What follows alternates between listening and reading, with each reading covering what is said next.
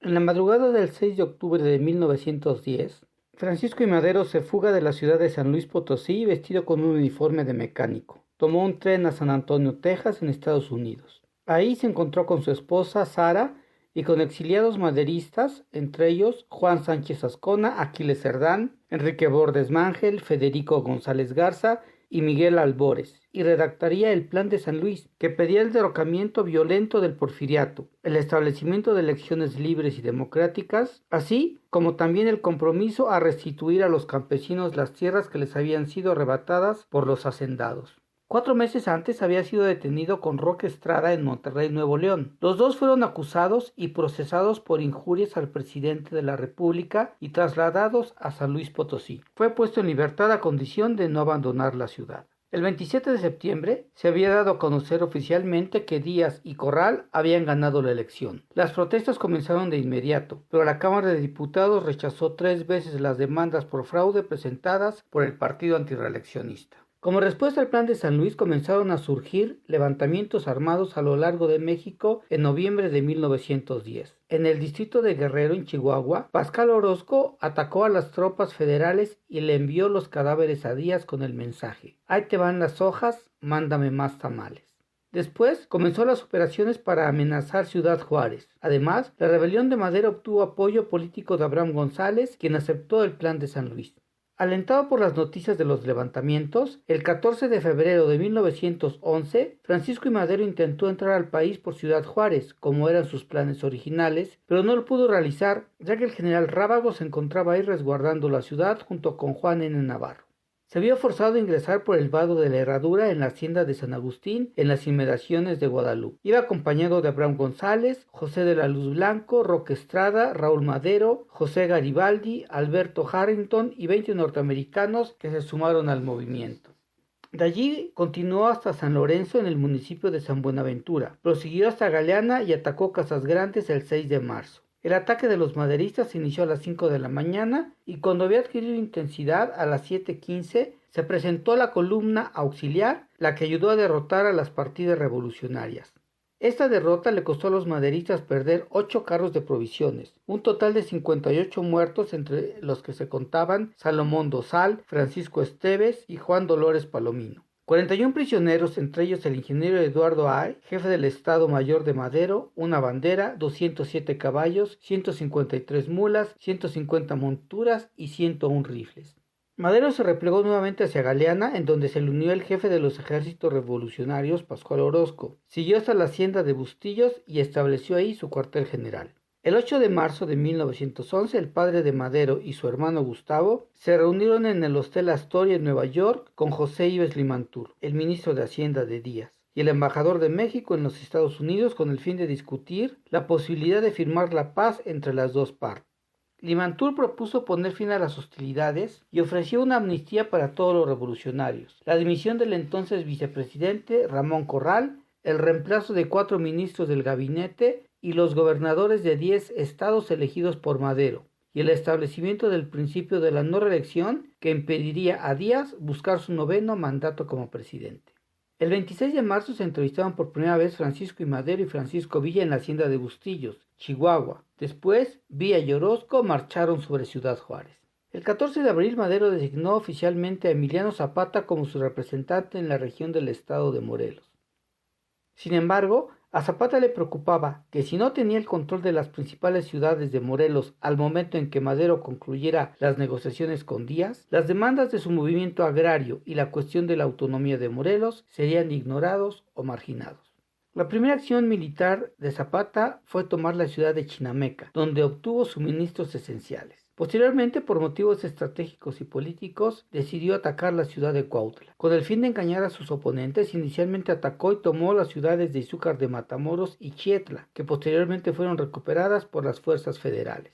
Desde allí, realizó un amplio círculo alrededor de Cuautla y capturó Yautepec y Jonacatepec, donde se reunieron más suministros, municiones y soldados. En mayo, de entre todos los centros urbanos importantes de la región, solo Cuautla y la capital de Morelos, Cuernavaca, estaban fuera de su control.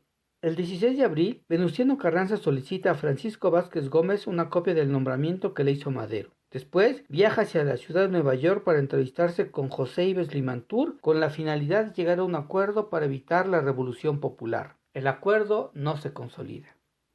Ese día, Francisco I. Madero, junto con Francisco Villa, que empezaba a ser reconocido por su notable liderazgo y manejo de las batallas, decidieron atacar la estación de ferrocarriles Bauchi. Contra todo pronóstico, esta batalla resultó una contundente victoria contra las tropas federales. Después, el ejército maderista se instaló a la orilla del río Bravo frente a la fundidora. Las semanas siguientes fueron de negociaciones, preparativos militares, verbenas y sobresalto. El 19 de abril se establece el sitio a Ciudad Juárez, con fuerzas comandadas por Madero. El ejército comenzó a acercarse a Ciudad Juárez. Orozco y Villa marchaban a la cabeza con 500 hombres cada uno, mientras que Madero los seguía con 1500 jinetes. También avanzan Giuseppe Garibaldi y José de la Luz Blanco. La ciudad fue sitiada para finales del mes, después que el ejército de Madero encontró cierta resistencia en el campo de Chihuahua. Madero le pidió al comandante de la guarnición de la ciudad que se rindiera, pero este rechazó con la esperanza de que las fortificaciones que habían construido les permitieran defender la ciudad hasta que llegaran refuerzos.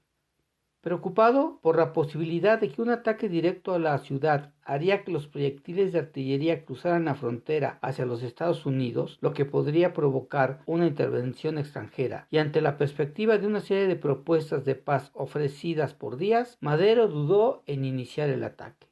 El 7 de mayo, Francisco I. Madero anuncia que no se efectuará ninguna acción militar contra Ciudad Juárez, lo que genera desconcierto y enojo entre las tropas a su mando. Madero nunca lo autorizó oficialmente y nunca dio la orden de ataque a la ciudad. Por el contrario, consideraba que Ciudad Juárez no era esencial para la revolución y que la clave estaba en el sur. Desacatando las órdenes, Garibaldi, Blanco, Orozco y Villa atacaron la ciudad el 8 de mayo por los flancos sur y oeste. Neutralizaron las trincheras construidas por los defensores y dinamitaron las casas de adobe. En sus memorias, Garibaldi dice: "Hoy por la noche nos reunimos Pascual, Orozco, Villa y yo, y nos reunimos para tomar la decisión de rebasar al mando político. Acordamos atacar Juárez sin consultar a Madero". Madero y el general federal Navarro habían acordado un alto al fuego, pero los revolucionarios no obedecieron y tirotearon a un emisario federal con bandera blanca. Paulatina y espontáneamente los rebeldes se van uniendo al combate y comienza a avanzar, neutralizando las trincheras construidas por los defensores. Dinamitaron varias casas, obligando a los federales a responder horadando pared por pared y a luchar cuerpo a cuerpo. Ante el creciente e imparable intercambio de disparos entre ambos bandos, Madero avisa a Navarro que rompe la tregua y ordena el asalto general. El día 9 cortaron líneas eléctricas y de agua y arreciaron los incendios en diversos puntos. Horas después, Madero celebra reuniones con Francisco S. Carvajal y en un telegrama de esta fecha, este último da cuenta a José Yves Limantour de las exigencias de los revolucionarios. En ellas exigen la renuncia de Porfirio Díaz, la dimisión de Ramón Corral y el rechazo al regreso del general Bernardo Reyes y su designación como secretario de guerra. Tras 2 días de combates y exhausta ya la tropa federal, cae el último reducto de la defensa y la plaza es ocupada por una fuerza de aproximadamente 2.500 antirreeleccionistas. El defensor de la plaza la rinde a las 3 de la tarde del 10 de mayo de 1911. Pese a sus reticencias y a las divisiones internas del ejército revolucionario, Madero hizo su entrada triunfal a la ciudad y estableció su gobierno provisional en el edificio de la aduana.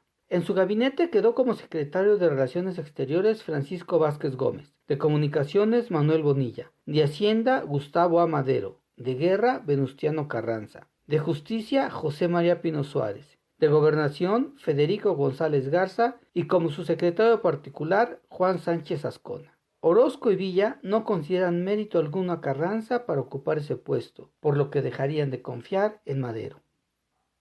La matanza de prisioneros por los grupos beligerantes comenzó casi inmediatamente después del inicio de las hostilidades, porque unos meses antes, al tomar el pueblo de Cerro Prieto, el 11 de diciembre de 1910, el general federal Juan N. Navarro ordenó el fusilamiento de 19 prisioneros maderistas, entre ellos algunos vecinos pacíficos de la comarca.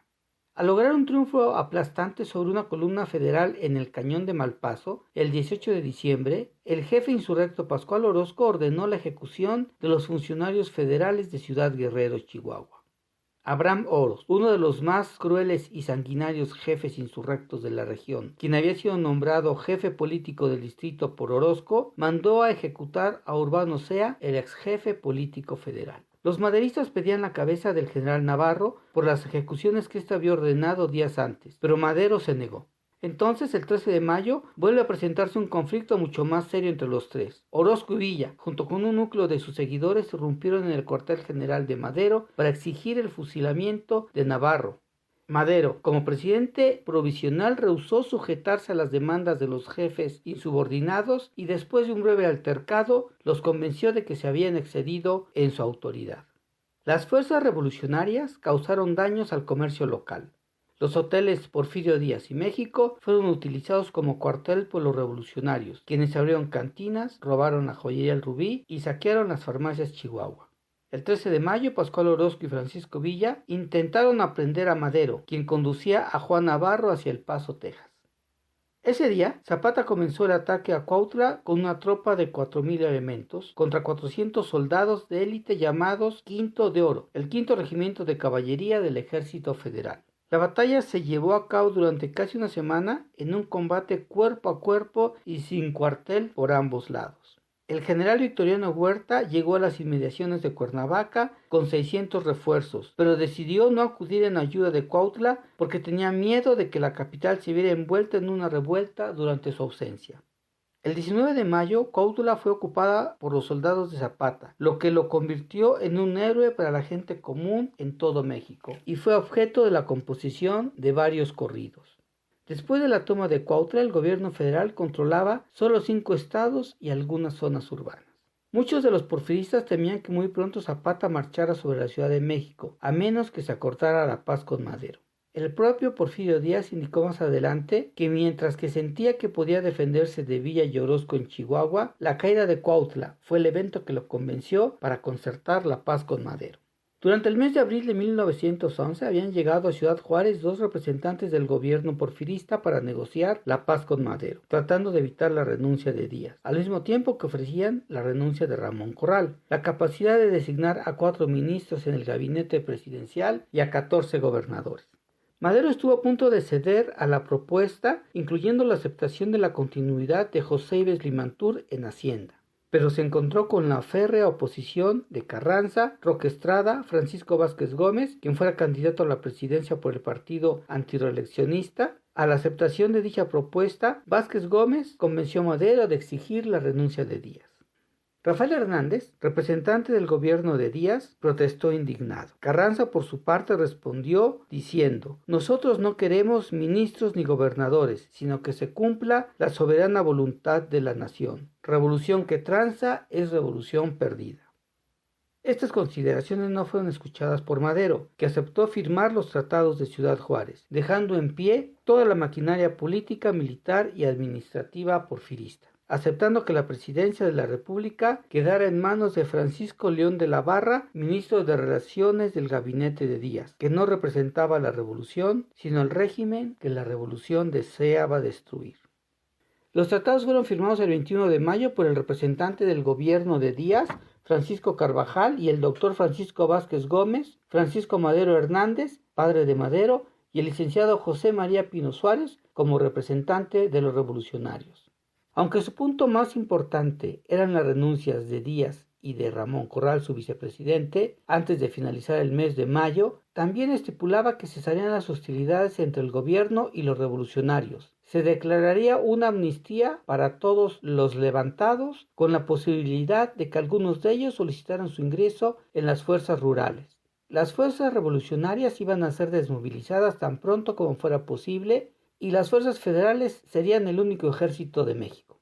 Madero y sus partidarios tenían el derecho de nombrar 14 gobernadores provisionales y aprobar el gabinete de León de la Barra. También se establecían pensiones para los familiares de los soldados que murieron combatiendo a los rebeldes. Al otro día de aprobados, el secretario de Gobernación, Vera Estañol, leyó ante los diputados federales el contenido del convenio. 5 días después, el 25 de mayo, la carta de renuncia de Porfirio Díaz fue leída personalmente por él mismo en dicha cámara. Después dijo: «Madero ha soltado el tigre, veremos si puede domarlo». Posteriormente, Díaz se dirigió a Veracruz escoltado por Victoriano Huerta, desde donde se embarcó a su exilio en Francia. Francisco León de la Barra fue nombrado presidente provisional y Madero entró en la Ciudad de México el 7 de junio. Sin embargo, Zapata se negó a reconocer al gobierno interino de la Barra y los combates continuaron en Morelos. Yo soy Manuel Palomino. Esto fue Los Hechos de la Historia.